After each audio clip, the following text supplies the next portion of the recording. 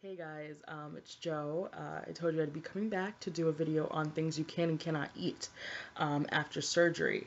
Um, Now, about this list, the list of things you can eat is very small. I don't know if you can see the paper, but these are things you can eat, very small. The list of things you can't eat, very large. Like I said in the last video, you want to make sure that you're making your meals differently because you don't want to keep eating the same thing over and over again because, again, the list is very small. And at least spice it up a little bit, do different things each night or do different things each week if you're doing a meal plan. Because you don't want to get tired of the same thing because you would have to stick to this plan for at least a year until you could actually go back to eating regular foods because by then you should already have a tolerance for wanting to eat, healthier. So I'm just going to run down the list of things you can eat. I'll be looking down, so don't worry. So the first portion of the food categories I'll start with is protein. Protein will be your best friend after surgery. Um, with the sleeve, you'll be losing permanently 80% of your stomach. So you'll only have a 20% space to fill food with. So when you're eating, you want to always make sure that you're eating your protein first before you eat your veggies, before you eat the salad, before you eat whatever else. You want to make sure that you're eating your protein first so that when you get full, because you will, off probably like 2, 3 bites, when you get full, you want to know, okay, I had my protein, so I should be okay.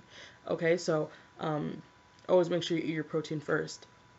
Now, with the portion size of your protein, it should at least be 3 ounces. You don't really want to go over that. That might be a little too much. You might be wasting food because, during your first couple months, you won't be really eating that much. So keep it at 3 ounces, make it small. So I'm just going to go off the list.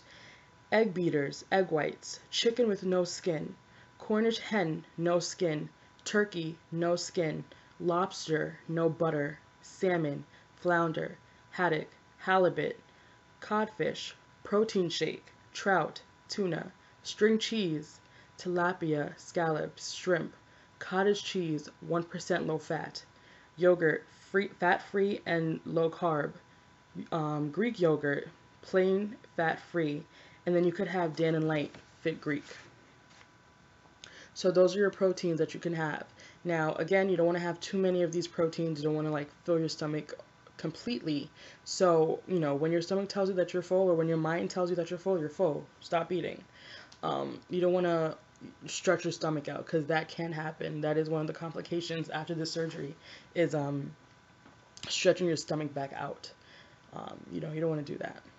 So now we're on to the vegetables. You want to at least have 3 ounces of this as well. Now, if you don't get to this part of your meal, don't worry at all because you already had your protein. That's what you really need. Um, so with the vegetables, you can have asparagus.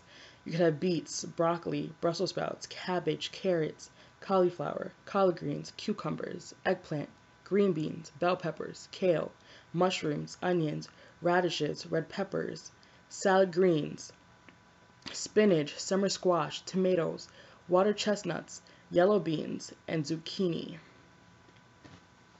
So now we're on to fruits.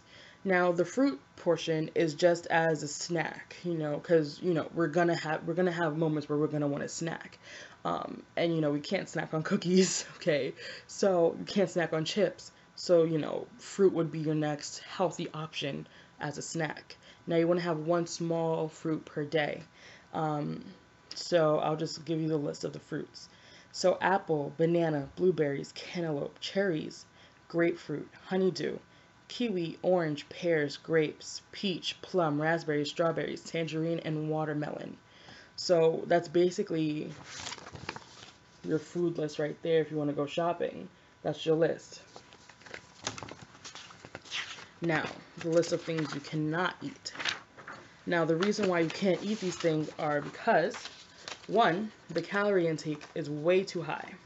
Way too high. Because after your surgery, your caloric intake will significantly be less than, I believe, the 12 to 1400 calorie intake that we have now. It'll be way less than that. And then on top of that, many of these foods have a lot of grams of carbs and you're supposed to be on a no carb diet after the surgery, depending on what your surgeon or where you go. A lot of places tell you that you're on a no carb diet, like the place that I go to, but some may say that you can have some carbs. Um, like I said in the first video, I go to Tri-State Bariatrics and they put me on a no carb diet, even pre-op, no carb diet. So this is a list of the no carbs you can have. So I'm just going to go right down the list of things you can have.